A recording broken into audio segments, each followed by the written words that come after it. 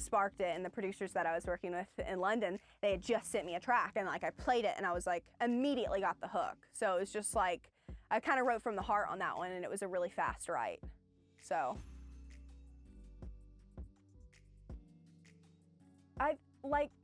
for me, because a lot of the time, except that one, a lot of the time I like to write through other people. Like, so I like taking other people's experiences and then writing through that. For this one, I kind of had to sit in it for a second. I had to go through the grieving aspect of it, and, you know, and kind of get over the relationship before I could clearly actually write the song and then finally get past it. But getting a song done and with, you know, about a past relationship was kind of like it's finally closed completely. So we've been working together for a few years now. They messaged me on Instagram, and they just saw like a cover I did, and they were like, hey, do you want to work with us? And they sent me some tracks, and they were really good. So it just kind of, I mean, it just sparked off that way. So it's more, actually. It's kind of like Paris and New York combined. That's kind of how I feel it is. I mean, I've only been here for like 2 days now, so, you know, I haven't taken it all in, but that's what it feels like to me. So.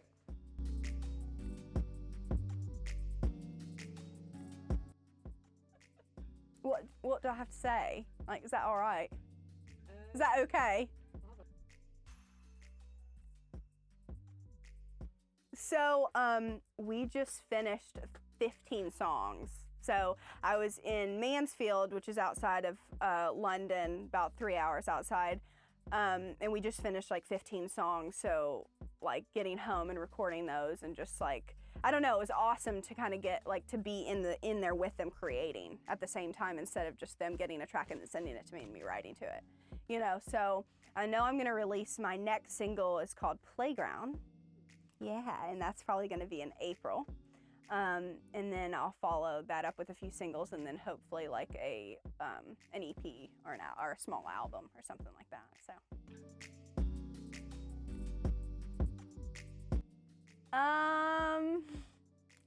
it's about it's a female empowerment song. It's kind of about being a player as a female. So that's what I'm gonna, yeah.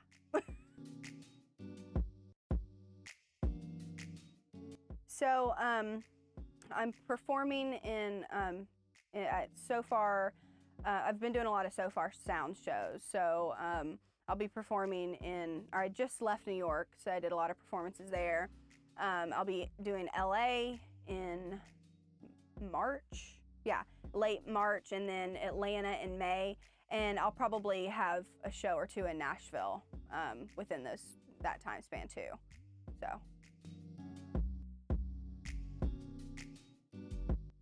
So going into the business side, it's when it comes to like contracts and legal issues, or, you know, management or booking, or just anything, or just rights to, you know, or copyright or master rights, or the sound recording or the song, you know, just or publishing. Like, I kind of know each facet a little bit of the music industry, which makes it a lot easier to kind of approach it as an artist. And also it makes you more aware of the other side. So, you know, when you have managers and booking agents, you know, that are there with you, you know what they're going through because you've already done it, you know, for yourself.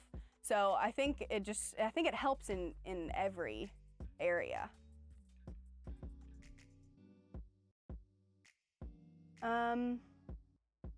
I think the biggest challenge is doing all the admin work myself, and with my representative, Brian. We both kind of do that together, and I think that's because it's the most time consuming, and it's just all like emails, or it's like all reaching out or research or anything like that. You know, it's not the creative side, which is what I love, you know, so.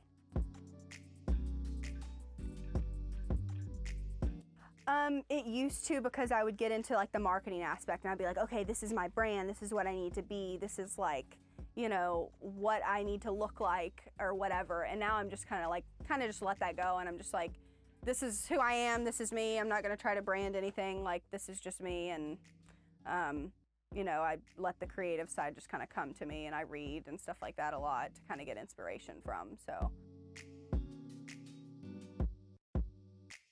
I would say anything with empowerment and empath too. Like, I'm an empath, so I write through other people.